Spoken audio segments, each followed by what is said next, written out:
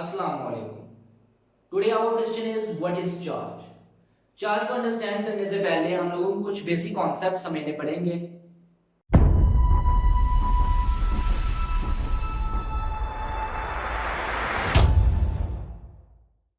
जिस तरह के हम लोग जानते हैं कि हमारे इर्द गिर्द हर चीज मैटर है, और अगर हम मैटर को सब डिवाइड करें तो मैटर की जो स्मॉलेस्ट यूनिट हमें मिलती है उसको हम लोग एटम कहते हैं। अब एटम को अगर मजीद सब डिवाइड किया जाए तो हमें टू फंडामेंटल पार्टिकल्स मिलते हैं जिनको हम लोग इलेक्ट्रॉन एंड प्रोटॉन कहते हैं। अब इलेक्ट्रॉन एंड प्रोटॉन के अंदर एक ऐसी फोर्स होती है जिसको हम लोग इलेक्ट्रोस्टैटिक फोर्स ऑफ अट्रैक्शन कहते हैं या कूलम्स फोर्स भी कहते हैं। इसी फोर्स की वजह से एक इलेक्ट्रॉन दूसरे इलेक्ट्रॉन को रिपेल करता है और एक प्रोटॉन दूसरे प्रोटॉन को रिपेल करता है। सिमिलरली एक इलेक्ट्रॉन दूसरे प्रोटॉन को अट्रैक्ट करता है और एक प्रोटॉन दूसरे इलेक्ट्रॉन को अट्रैक्ट करता है। इस फोर्स को हम लोग कूलम्स फोर्स या इलेक्ट्रोस्टैटिक फोर्स ऑफ अट्रैक्शन कहते हैं। जो फोर्स ये एक दूसरे के ऊपर लगा रहे हैं और जिस प्रॉपर्टी की वजह से ये एक दूसरे को अट्रैक्ट या रिपेल कर रहे हैं उसी प्रॉपर्टी को हम लोग चार्ज कहते हैं। तो हमारे पास चार्ज की डेफिनेशन क्या हुई?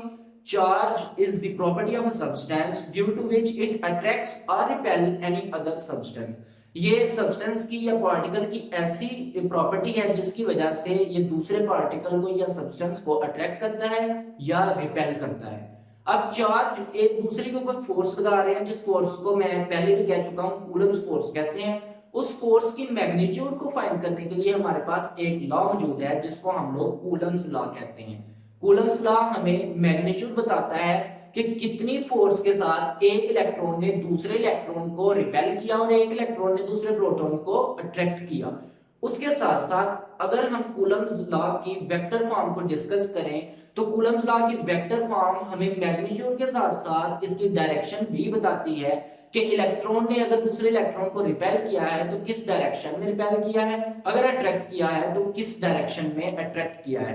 तो first of all we discuss about the magnitude of the force, यानी हम लोग scalar form of the Coulomb's law को डिस्कस करते हैं। कूलम्स लॉ हमें क्या बताता है कि एक जो चार्ज है दूसरे चार्ज के ऊपर फोर्स लगा रहा है, उस फोर्स की मैग्नीट्यूड डायरेक्टली प्रोपोर्शनल है scalar product of the magnitude of the charges और इनवर्सली प्रोपोर्शनल है to the square of the distance between them. क्या कह रहा है जी? जो दो चार्जेस हैं, लेट्स सपोज ये चार्ज A है और वो चार्ज B है, या Q1 चार्ज और Q2 चार्ज भी हम इनको नाम दे सकते हैं। तो कूलम्स की फोर्स जो मैग्नीट्यूड है उस फोर्स की वो है directly proportional to the product of these two charges. ये दो चार्जेस हैं, इनकी मैग्नीट्यूड को अगर हम लोग मल्टीप्लाई करें तो जो भी रिजल्ट आएगा उस रिजल्ट के डायरेक्टली प्रोपोर्शनल है जो फोर्स ये एक दूसरे के ऊपर लगा रहे हैं उस फोर्स की मैग्नीट्यूड। और इन दो चार्जेस के दरमियान जितना भी डिस्टेंस है, जितने भी डिस्टेंस पे ये दोनों सेपरेटेड है, उस डिस्टेंस का अगर हम लोग स्क्वायर लें और जो हमारे पास इनका प्रोडक्ट आया था मैग्नीट्यूड का उसके साथ स्क्वायर को डिस्टेंस का जो स्क्वायर है उसको डिवाइड कर दें तो हमें कूलम्स की फोर्स मिल जाती है। अब हम लोग इसको मैथमेटिकली देखते हैं।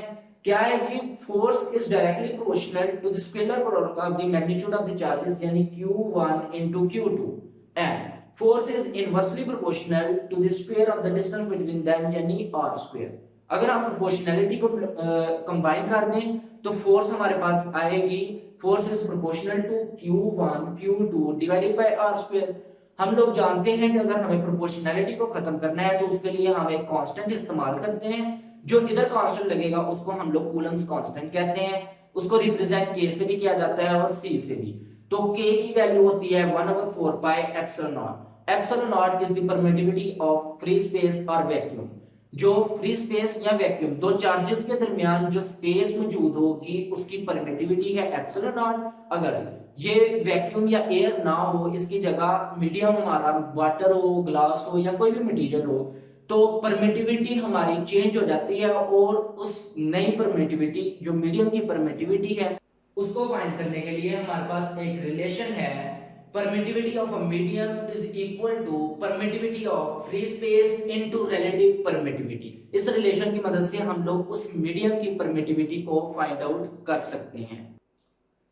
अब हम लोग कूलम्स लॉ को ग्राफिकली देखते हैं कि क्या डिस्टेंस को चेंज करने से कूलम्स लॉ या जो फोर्स एक चार्ज दूसरे चार्ज के ऊपर लगा रहा है उसमें क्या फर्क आता है। लेट्स सपोज हम लोग इस ग्राफ को डिस्कस कर रहे हैं, तो आप देख सकते हैं जो ही हमारा पॉजिटिव एक्स एक्सिस के अलोंग डिस्टेंस कम होता जाएगा, ग्राफ आप लोग देख सकते हैं कि इंक्रीज होता जा रहा है, और जब हमारा जो डिस्टेंस है वो बिल्कुल जीरो हो जाएगा, यानी ओरिजिन के ऊपर दूसरा चार्ज पहुंच जाएगा, तो हमारे पास जो फोर्स है वो इनफाइनाइट हो जाएगी। इसी को अगर हम लोग नेगेटिव एक्स एक्सिस के अलोंग देखें, तो नेगेटिव एक्स एक्सिस से भी जब चार्ज ट्रेवल करता हुआ ओरिजिन की तरफ आ रहा है, तो आप देख सकते हैं कि फोर्स इंक्रीज हो रही है। जो ही वो ओरिजिन के ऊपर पहुंच जाएगा तो फोर्स मैक्सिमम हो जाएगी। आप लोगों को पता है कि हम लोग डिस्टेंस को हमेशा पॉजिटिव ही लेते हैं, और डिस्टेंस को फाइंड करने के लिए एब्सोल्यूट फार्मूला भी आप लोग जानते हैं कि under root x2 minus x1 का स्क्वायर। तो उसके अलावा भी अगर हम लोग इधर डिस्टेंस की बात करें, तो नेगेटिव एक्स एक्सिस के अलोंग जो डिस्टेंस है वो अगर बिलफर्ज हम लोग नेगेटिव भी अज्यूम करते हैं, तो हमारे पास जो इक्वेशन है उस इक्वेशन के मुताबिक r स्क्वायर है, तो नेगेटिव का जब हम स्क्वायर लेंगे तो वो फिर पॉजिटिव वैल्यू बन जाएगी। तो इस तरह हम लोग देखते हैं कि कूलम्स लॉ हमें बताता है कि जो दो चार्जेस हैं उनकी मैग्नीट्यूड के डायरेक्टली प्रोपोर्शनल है फोर्स, और उनके दरमियान जो डिस्टेंस है उसके स्क्वायर के इनवर्सली प्रोपोर्शनल है। अब हम लोग कूलम्स लॉ की वेक्टर फॉर्म को डिस्कस करते हैं। कूलम्स लॉ की वेक्टर फॉर्म को डिस्कस करने के लिए हम लोग इसकी मैथमेटिकली डेरिवेशन करते हैं। तो सबसे पहले हम लोग डिस्कस करते हैं कि फोर्स जो चार्ज 1 लगाएगा दूसरे चार्ज के ऊपर, यानी चार्ज 2 के ऊपर, वो फोर्स क्या होगी। F12 is equal to K Q1 Q2 divided by R square into position vector R12। F12 क्या रिप्रेजेंट कर रहा है, F12 रिप्रेजेंट कर रहा है कि force of charge 1 on charge 2। जो चार्ज 1 फोर्स लगा रहा है चार्ज 2 के ऊपर, इसको हम लोग F1 से रिप्रेजेंट कर रहे हैं, और R12 पोजीशन वेक्टर रिप्रेजेंट कर रहा है कि it is the unit vector along the direction of charge 2। Similarly अगर हम दूसरी फोर्स की बात करें, जो 2 फोर्स 2 1 जो कि सेकंड चार्ज लगा रहा है फर्स्ट के ऊपर, उसकी वैल्यू है K Q1 Q2 over R square into R21 position vector, जो कि यूनिट वेक्टर को रिप्रेजेंट कर रहा है अलोंग चार्ज 1।